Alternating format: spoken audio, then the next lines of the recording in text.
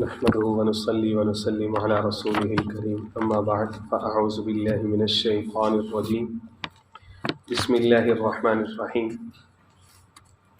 پر انتہائی واجب الاحترام، قابل صد احترام بزرگ بھائیوں اور نوجوان ساتھیوں، آج تراویح کے اندر الحمدللہ ثم الحمدللہ حسب معمول 100 پارے کی تلاوت ہوئی۔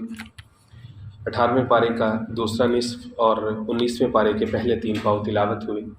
الحمدللہ پونے 19 پاروں کی تلاوت مکمل ہو چکی ہے۔ کل کو مزید 100 پارے کی تلاوت ہوگی تو انشاءاللہ العزیز شرط صحت و زندگی 20 پاروں کی تلاوت کل ہماری مکمل ہو جائے گی۔ سورۃ المؤمنون جو کہ 18ویں پارے کی پہلی سورہ ہے، یہ نصف پارے پر تقریباً مشتمل ہے، اور اس کے نام سے ہی واضح ہوتا ہے کہ اس سورہ کے اندر مومنوں کے بارے میں ہی بات کی گئی ہے۔ یہ سورہ مکی سورہ ہے، اس کی 118 آیات ہیں اور 6 رکوع ہیں۔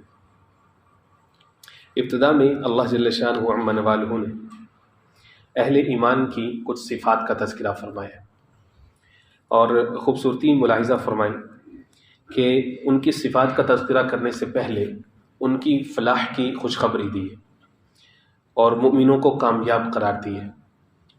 قد افلح المؤمنون، مومن پاس ہو گئے، کامیاب ہو گئے، فلاح پا گئے۔ صفات کا تذکرہ بعد میں، گویا کہ ایمان ہی سب سے بنیادی چیز ہے کہ جس پر انسان کی فلاح کا اور اس کی نجات کا دار و مدار ہے۔ ایمان نہ ہو تو چاہے انسان جتنے بھی نیک اعمال کر لے، وہ سارے کے سارے زیرو ہیں، صفر ہیں۔ ایمان کی مثال یوں ہے کہ 1 لگا دیں، اور اعمال صالحہ کی مثال یہ ہے کہ اس کی رائٹ سائڈ پہ آپ صفروں کا اضافہ کرتے جائیں تو اس 1 کی قیمت بڑھتی چلی جائے گی۔ لیکن اگر ایمان نہیں ہے تو آپ جتنے مرضی ہندسے لگاتے جائیں وہ سارے کے سارے زیرو زیرو زیرو ہوں گے۔ فرمایا مومنین کامیاب ہو گئے۔ کیسے کامیاب ہو گئے؟ ان کی کچھ صفات۔ الذین هم فی صلاتہم خاشعون، سب سے پہلی صفت نماز کے بارے میں فرمایا کہ وہ اپنی نماز میں خشوع و خضوع کا مظاہرہ کرتے۔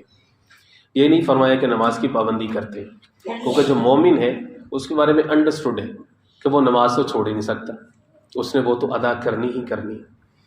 مزید برآں اس پر جو چیز ضرورت ہے، جس چیز کی جو چیز چاہیے، اس کا تذکرہ فرمایا الذین هم فی صلاتہم خاشعون۔ وہ صرف نماز نہیں پڑھتے بلکہ اس میں خشوع و خضوع کا مظاہرہ کرتے، خوب عاجزی کے ساتھ، توجہ کے ساتھ، دھیان کے ساتھ، قلب کی پوری انوالومنٹ ہو اس کے اندر، اور جتنے اس کے تعدیل ارکان ہیں ان سب کو بجا لاتے ہوئے تو نماز ادا کی جاتی ہے، خشوع و خضوع والی نماز ہوتی۔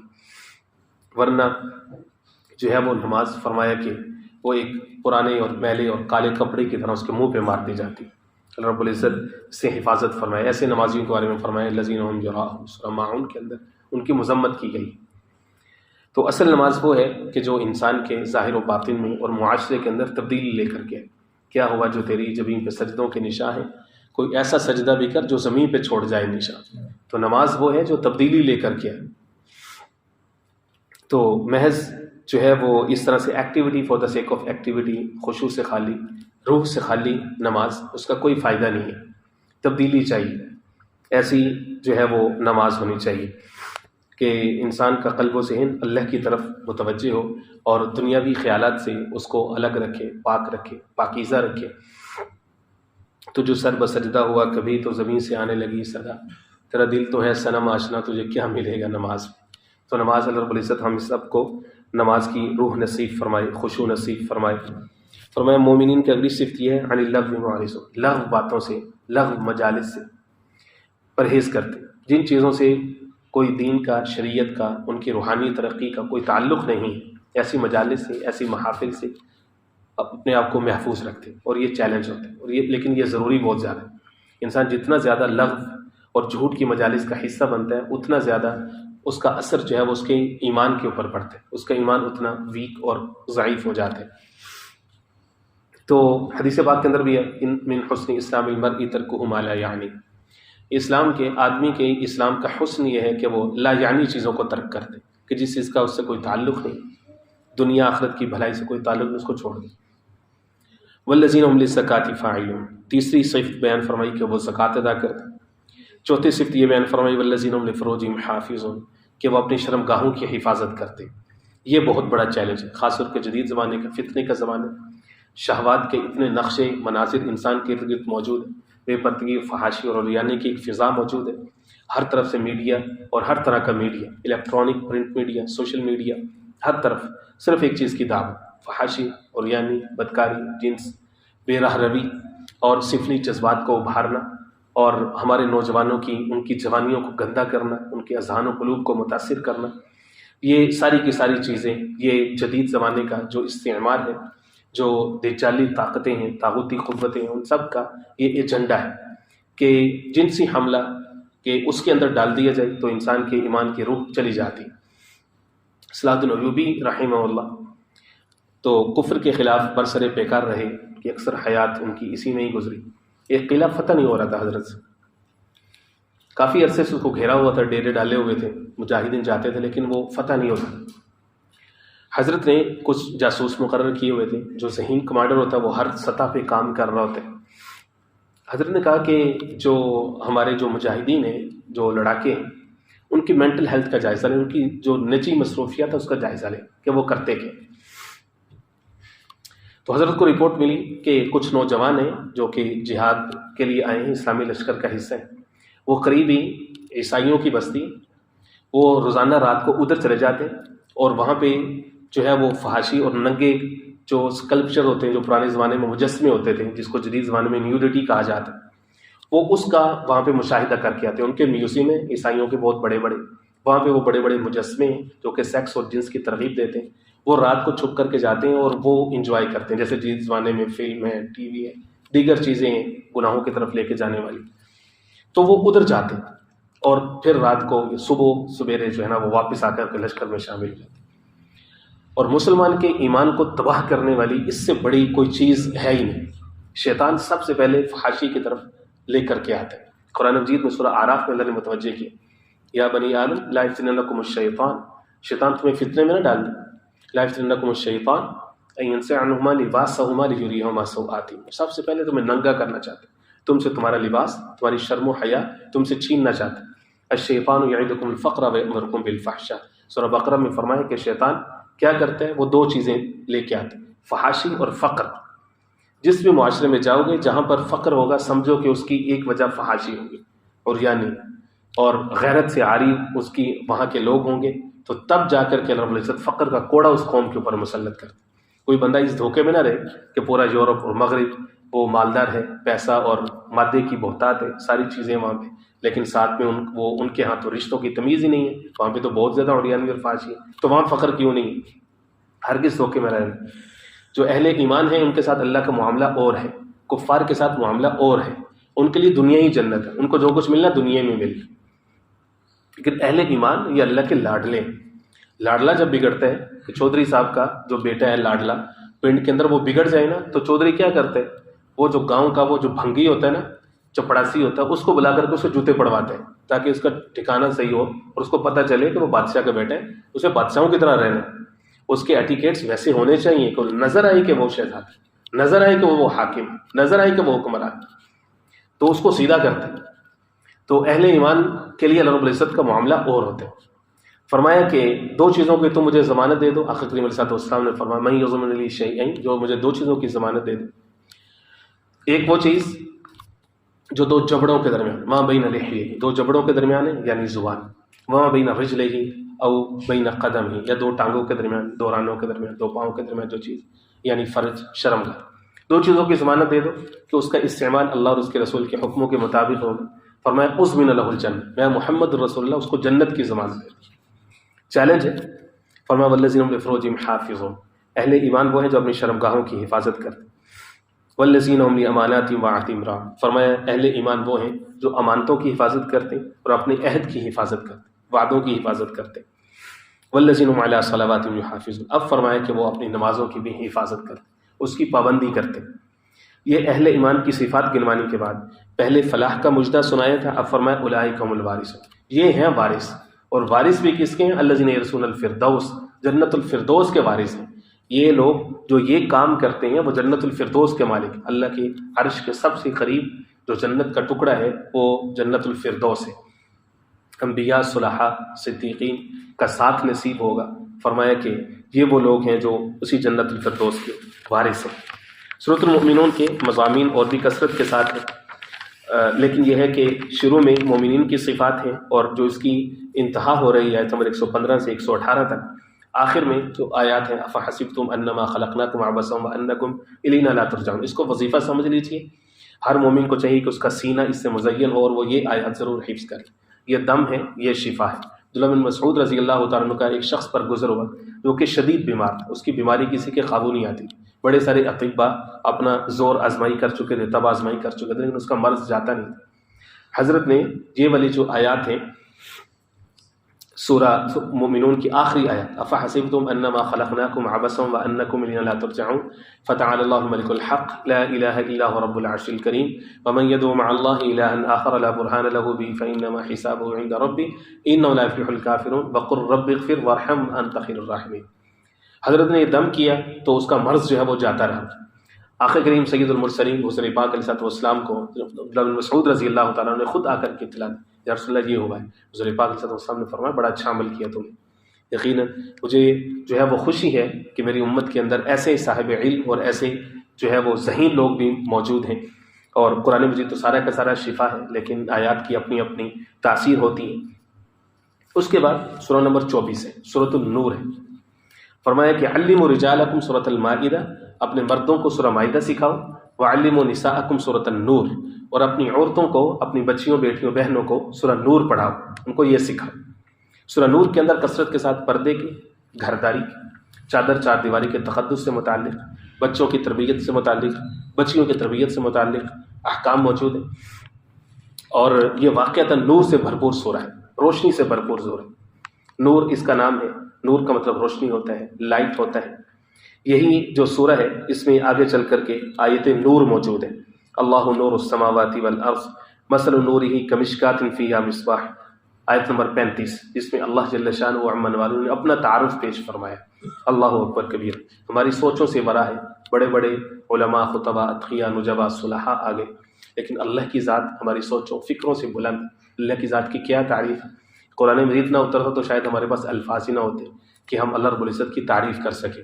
فرمایا اللہ نور السماوات والارض، یہی سمجھو کہ اللہ آسمان و زمین کا نور ہے، ہر طرف اللہ اللہ ہے، اول بھی وہ، آخر بھی وہ، ظاہر بھی وہ، باطن بھی وہ، تے پہلوں سے اللہ تے اللہ ہی اللہ، تے نہ بندے نہ بستی نہ ویڑا محلہ، خدا ایک بھی یعنی احد تے سمد دے، والم جلد دے تے والم یولد دے۔ فرمایا کہ اللہ کا کیا تعارف، اللہ اکبر کبیرہ۔ سورہ نور یہ اسی آیات کی طرف نسبت کرتے ہوئے اس کا نام سورہ نور، مدنی سورہ ہے، 64 آیات ہیں اور 9 رکوع ہیں۔ اس سورہ کی ابتدا کے اندر حد زنا کا تذکرہ ہے۔ زنا، بدکاری، اللیگل سیکشول ایکٹیویٹی، مرد اور عورت کا ملاپ، اگر وہ ثابت ہو جائے 4 گواہوں کی وجہ سے، یا پھر وہ خود 4 دفعہ اقرار کر لیں، تو اب ان کے اوپر قرآن مجید یہ کہہ رہا ہے کہ حد لگے گی۔ جو بھی قانون ہے مسلمانوں کی، جو بھی مقننہ ہے یا جو بھی ادارہ ہے جو اس کو مانیٹر کرتا ہے ان جرائم کو، تو اس کی ذمہ داری ہے کہ اس حد کو نافذ کرے۔ آیت نمبر 2 کہہ رہی ہے کہ زنا کرنے والا مرد، زنا کرنے والی عورت، ان میں سے ہر ایک کو 100 کوڑے لگاؤ، اور یاد رکھو وَلَا تَأْخُذْكُمْ بِهِمَا رَأْفَةٌ فِي دِينِ اللَّهِ، حد کے نفاذ میں تمہارے دل کے اندر کبھی کوئی نرمی نہ آئی۔ فرمایا کہ روز قیامت ایک حاکم کو لایا جائے گا گھسیٹ کر کے، اس کو پوچھا جائے گا کہ تجھے 100 کوڑوں کا حکم دیا تھا اللہ نے کہ زنا کرنے والے مرد اور عورت پر 100 کوڑے، تو نے 99 کیوں لگائے؟ کہے گا اللہ مجھے ترس آ گیا تھا، کمزور تھے، ترس آ گیا تھا۔ اللہ فرمائیں گے اچھا تو مجھ سے زیادہ رحیم ہے میرے بندوں پر، تیرے اندر میرے سے زیادہ رحم ہے، اچھا گھسیٹ اس کو جہنم میں پھینک۔ ایک بادشاہ کو لائیں گے، حاکم کو لائیں گے، اس نے 101 کوڑے مارے، تو نے کیوں 101 کوڑے مارے؟ اللہ گندے ہی بڑے تھے، مجھے غصہ ہی بڑا ہے، ان کا خاندان ہی گندا تھا، معاشرے میں تباہی مچائی تھی، تو 1-2 میں نے زیادہ لگا دی۔ لگیں گے اچھا تو زیادہ غصے والے ہے، تو منتقم ہے کہ میں منتقم ہوں؟ قانون میرا ہے کہ تیرا ہے؟ تو یہ حد اس کو کہتے ہیں۔ سزاؤں کی جو 3 اقسام ہیں، میں سورۃ البقرہ کی ذیل میں اس کے اوپر بات کر چکا ہوں کہ حدود، قصاص اور تعزیرات۔ ہم نے تو خیر مکسچر بنایا، وہ انگریز کے زمانے کا 35 کا ایکٹ ہم لے کے بیٹھے ہوں، اور وہی سزائیں سب کوئی تعزیرات پاکستان، تعزیرات ہند، سب کوئی تعزیر کہا، حالانکہ تعزیر الگ ہے، حد اللہ کا حق ہے اور وہ طے شدہ ہے۔ اس کے اندر دنیا کی کوئی قانون، دنیا کی کوئی پارلیمنٹ، کوئی صدر، کوئی وزیر اعظم نہ اس میں انٹروین کر سکتا ہے، نہ اس سزا میں کوئی اضافہ کر سکتا ہے، نہ کم کر سکتا ہے، نہ اس کے نفاذ میں تاخیر کر سکتا ہے۔ اللہ کا مجرم ہے وہ شخص بھی اور وہ پورا معاشرہ بھی جس نے اس کو صدر یا وزیر اعظم بنایا ہوا ہے، جو اللہ کی حدود کے اندر اس طرح سے وہ نرمی کرے یا زیادہ سختی کرے۔ اللہ کی حدود طے شدہ 4 جو حدود ہیں، بعض فقہاء نے 5 لکھی۔ حد زنا ہے، حد شرب خمر ہے، شراب پینے کی حد ہے، 80 کوڑے اجماع سے ثابت ہے، اور اسی طرح سے حد سرقہ ہے جو کہ پہلے گزر چکی ہے، چوری کی حد ہے، قطع ید ہاتھ کو کاٹنا اگر وہ ثابت ہو جائے۔ اس کے بعد حد قذف ہے، وہ بھی یہاں پر موجود ہے۔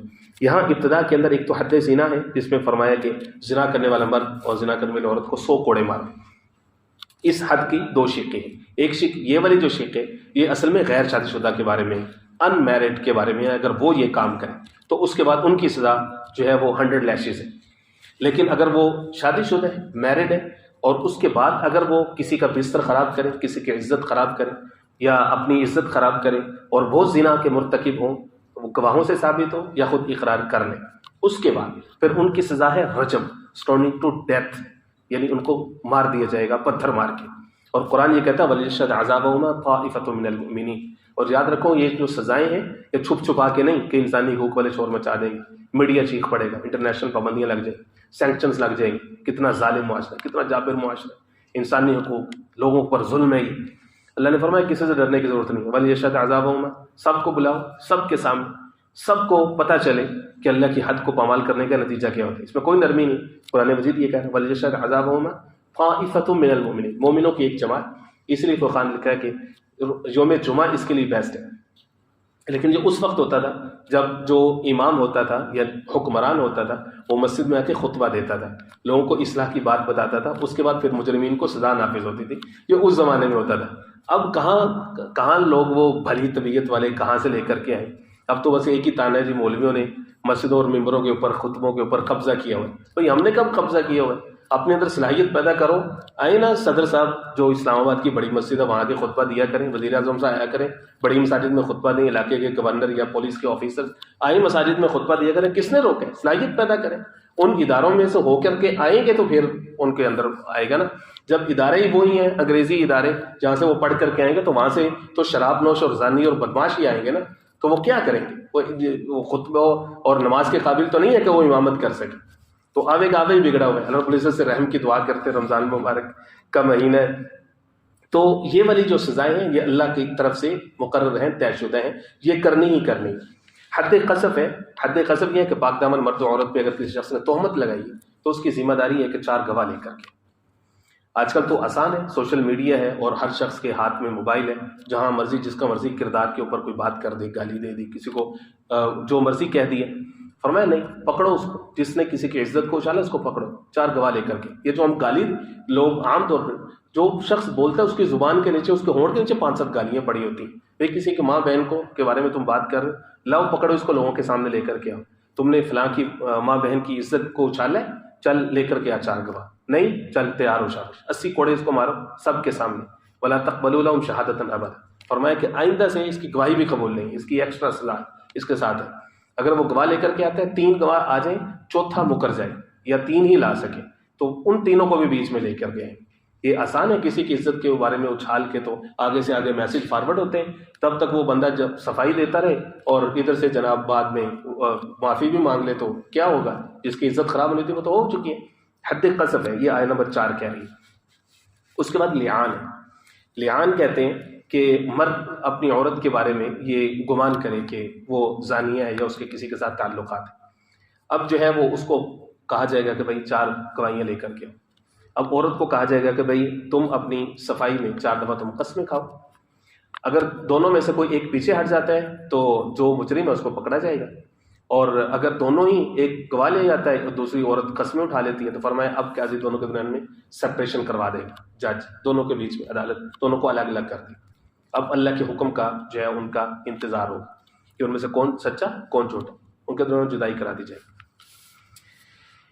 یہ جو دوسرا رکوع ہے اس کے اندر ایک بہت بڑا واقعے کا تذکرہ ہے، اور وہ واقعہ ہے ام المؤمنین سیدہ عائشہ طیبہ طاہرہ حمیرہ رضی اللہ تعالیٰ عنہ، حضور پاک علیہ الصلوۃ والسلام کی زوجۃ الوفیہ۔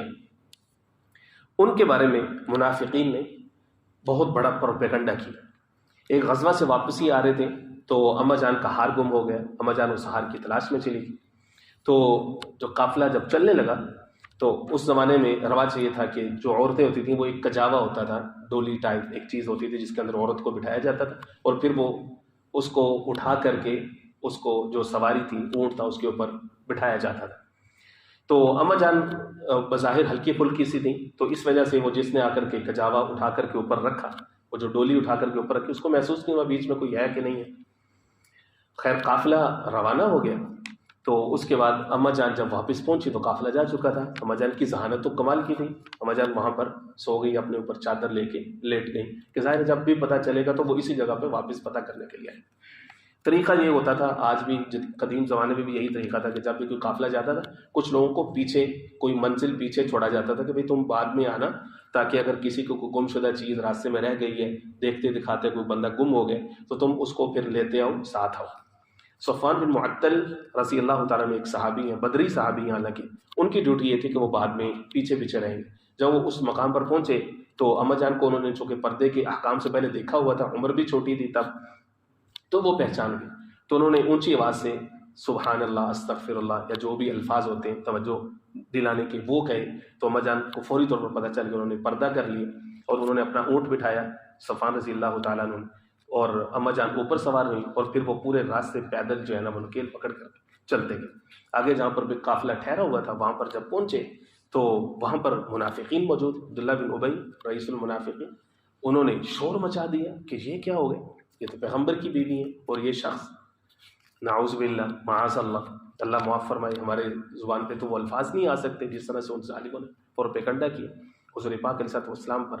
سخت وہ وقت تھا، آقا کریم صلی اللہ علیہ وسلم کی طبع نازا میں بہت گراں وقت گزرا، تقریباً 1 مہینہ، اور منافقین کا پروپیگنڈا پورے شہر میں تھا۔ اصل میں اس کے پیچھے سازش تھی کہ اس سے پہلے بدر کا میدان سجا، کفار نے مار کھائی پٹے، احد میں مار کھائی پٹے، اور اسی طرح سے احزاب میں مار کھائی پٹے۔ ان کو پتہ چل گیا کہ بیٹل فیلڈ کے اندر، میدان میں، فزیکل وار میں ہم ان کو نہیں مار سکتے، ہم ان کا مقابلہ نہیں کر سکتے، لہٰذا ان کے گھروں پر، ان کی سوسائٹی کے اوپر وار کرو، ان کو اندر سے کمزور کرو۔ یہ اسی پلان کا حصہ تھا کہ گھر پر اٹیک کرو تاکہ ان کو اندر، ان کی ساری انرجی اندر صرف ہو، بجائے اس کے کہ وہ جو ہے نا وہ باہر دیکھیں۔ تو یہ سارا پلان تھا۔ 1 مہینے تک تقریباً حضور پاک صلی اللہ علیہ وسلم پر یہ کڑا وقت تھا۔ آقا صلی اللہ علیہ وسلم نے صحابہ کرام سے مشورہ کیا، اماں جان بھی گھر چلی گئی، جناب ابوبکر صدیق رضی اللہ تعالیٰ عنہ کے ہاں چلی گئی، جناب سیدنا علی المرتضیٰ شیر خدا رضی اللہ عنہ مشورہ کیا، دیگر صحابہ سے مشورہ کیا، تو سب نے جو ہے وہ اپنی اپنی رائے دی۔ سیدنا عمر فاروق رضی اللہ تعالیٰ عنہ سے مشورہ کیا حضور، سیدنا ابوبکر صدیق سے کیا مشورہ کرنا تھا، کیونکہ وہ تو ایک طرح کے وہ والد تھے اماں عائشہ کے، تو انہوں نے تو اپنی بیٹی کی سوائی میں ہی بات کرنی تھی، لیکن قربان جائیے کہ کیسا فنا فی الرسول ہے یہ شخصیت، کہ انہوں نے کبھی بھی اپنی بیٹی کی صفائی میں اس انداز میں نہیں بولے۔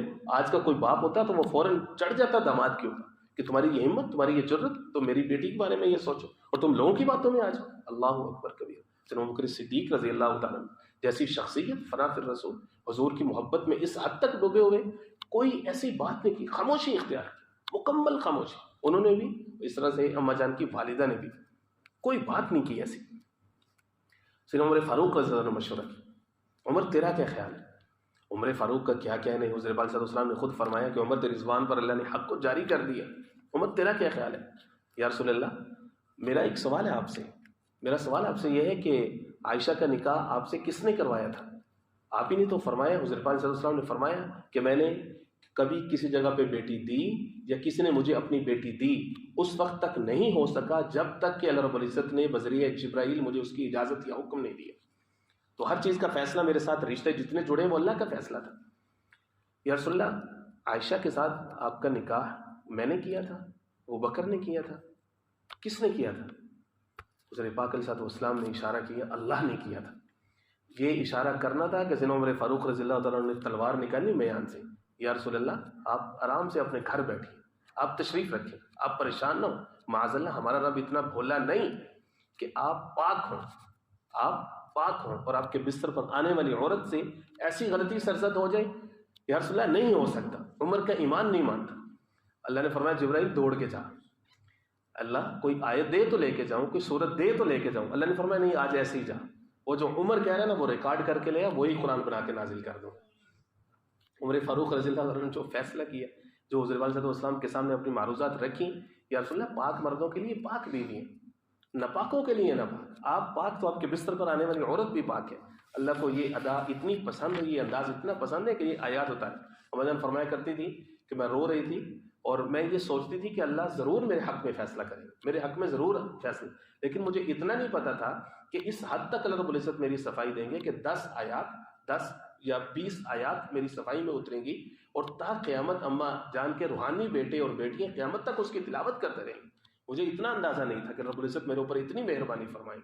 اس کی پیک آئی الخبیثات للخبیث، اللہ نے فرمایا ہاں ہاں عمر ٹھیک کہتے ہیں، ناپاک عورتوں کے لیے ناپاک مرد، ناپاک مردوں کے لیے ناپاک عورتیں، والطیبات للطیبین، پاکیزہ مردوں کے لیے پاکیزہ عورتیں، پاکیزہ عورتوں کے لیے پاکیزہ مرد. یہ اللہ کا فیصلہ ہے، میرا پیغمبر پاکوں کا پاک ہے. تو اس لیے ان کے حرم میں جو عورت آئے گی وہ بھی سب سے زیادہ پاک ہوگی، وہ طیبہ ہوگی، وہ طاہرہ ہوگی، وہ عفیفہ کائنات ہوگی. سلام بنت صدیق رفیق شاہ نورانی، سلام زوجہ محبوبہ محبوب ربانی، سلام فاطمہ کے پیارے پیارے باپ کی رانی، سلام مصطفیٰ کے لاڈلے حسنین کی نانی. فرمایا فیصلہ اللہ کا، پاکوں کے لیے پاک. یہ جو سورہ ہے اس کے بہت زیادہ مضامین، ملٹیپل مضامین، وقت کے دامن میں جگہ نہیں ہے. ابھی اس کے اوپر گھرداری کے اور پردے کے معاملات کے حوالے سے کافی زیادہ اس کے اندر مضامین موجود ہیں. میں آج اسی پر ہی اکتفا کروں گا انشاءاللہ العزیز. کل سورہ نور کے مزید مضامین کے اوپر رب العزت نے موقع دیا تو بات کریں گے. وما علینا الا البلاغ. بسم اللہ الرحمن الرحیم. اللہم صلی علی محمد النبی الامی وعلی آلہ واصحابہ تسلیما کثیرا. اللہم نور قلوبنا بالقرآن وزین اخلاقنا بالقرآن وادخلنا الجنة بالقرآن ونجنا من النار بالقرآن یا رحیم یا رحمان. اللهم اشف مرضانا ومرضى المسلمين. صلى الله تعالى على خير خلق محمد وآله